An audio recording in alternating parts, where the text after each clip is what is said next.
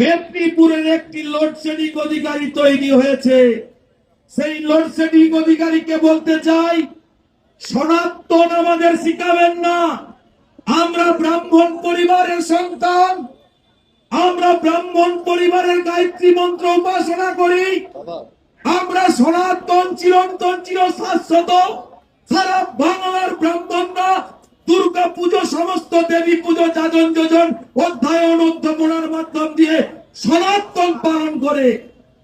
আর কিছু শ্রেণী ভণ্ড সনাতন ভেগধারী হয়ে সাদা পোশাক পরে কালো গাড়ি চলে, তারা প্রতিনিয়ত মমতা বন্দ্যোপাধ্যায়কে খালা বেগম বলে গালাগালি করে। সেই প্রতিবাদ সভা আজকে বাংলা বাঙালির প্রতি যে অত্যাচার হচ্ছে বিভিন্ন রাজ্যে, আজকে সনাতনী সভা আজকে বুঝিয়ে দিল। এরপর যদি কোনো বাঙালির প্রতি কোনো অত্যাচার হয়, তাহলে আপনারা দিল্লি থেকে এই কলকাতা আসা খুব কঠিন হয়ে যাবে।